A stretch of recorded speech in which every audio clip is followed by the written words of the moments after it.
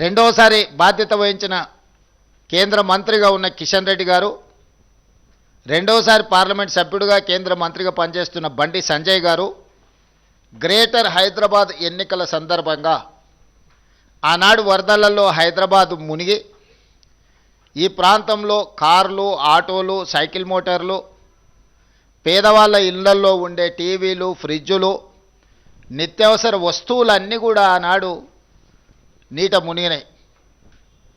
ఆ ఎన్నికల సందర్భంగా కేంద్ర మంత్రి బండి సంజయ్ గారు, మీకు కారు పోతే కారు ఇస్తాం, ఆటో పోతే ఆటో ఇస్తాం, సైకిల్ మోటార్ పోతే సైకిల్ మోటార్ ఇస్తాం, మీ ఇళ్లల్లో మునిగిపోయిన వంట సామాగ్రితో సహా టీవీలు, ఫ్రిడ్జులు కూడా అన్నీ మేము కేంద్రం నుంచి నరేంద్ర మోడీ గారిని అడిగి నిధులు తీసుకొచ్చి హైదరాబాదు నీట మునిగిన బాధితులను ఆదుకుంటాము అని చెప్పి బండి సంజయ్ గారు ప్రచారం చేసిండ్రు. ఈ ప్రాంత పార్లమెంట్ సభ్యుడు కేంద్ర మంత్రి కిషన్ రెడ్డి గారు వాటిని ఆమోదించారు. ఈనాటి వరకు వీటి ఊసే ఎత్తలేదు. ఆనాడు ముంపుకు కారణమైన మూసీ ప్రక్షాళన కోసం వాళ్ళ ఎన్నికల మేనిఫెస్టోలో 10,000 కోట్ల రూపాయలు కేంద్ర ప్రభుత్వం నుంచి తెచ్చి మూసీని పునరుద్ధరిస్తాం, మూసీని ప్రక్షాళన చేస్తామనే హామీ కూడా గ్రేటర్ హైదరాబాద్ మున్సిపల్ ఎన్నికల సందర్భంగా భారతీయ జనతా పార్టీ ఇక్కడి ఓటర్లకు మాట ఇవ్వడం జరిగింది. ఆ మాట నమ్మి దాదాపుగా 150 కార్పొరేటర్లు హైదరాబాద్లో ఉంటే భారతీయ జనతా పార్టీకి దాదాపుగా 50 మంది కార్పొరేటర్లను 1/3 ఓటర్లు భారతీయ జనతా పార్టీకి ఓటేయడం జరిగింది. ఆనాటి నుంచి ఈనాటి వరకు బండి సంజయ్ గారు ఇచ్చిన బండి పోతే బండి, ఆటో పోతే ఆటో, లేకపోతే సైకిల్ మోటార్ పోతే సైకిల్ మోటారు ఇస్తా అని చెప్పి ఎన్నికల తర్వాత అడిగితే మీకు అందరికీ ఇన్సూరెన్స్ ఉంది కదా, ఇన్సూరెన్స్ ద్వారా మీకు ఇవన్నీ వస్తాయని ఆయన ఉచిత సలహా ఇచ్చిండ్రు. ఒక సామెత ఉన్నది, సత్రం భోజనానికి నెల్లూరి పెద్దారెడ్డి గారు రికమెండేషన్ లెటర్ ఇచ్చిండంట.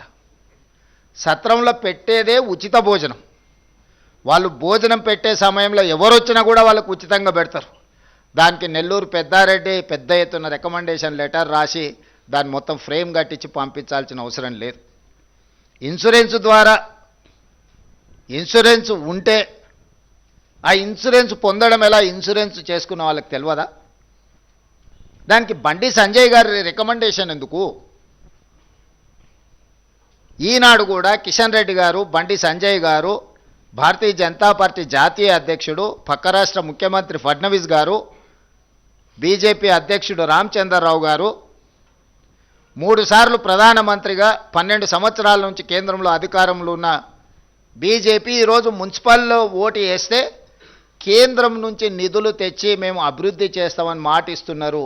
ఇది నమ్మశక్యమైన మాటనేనా?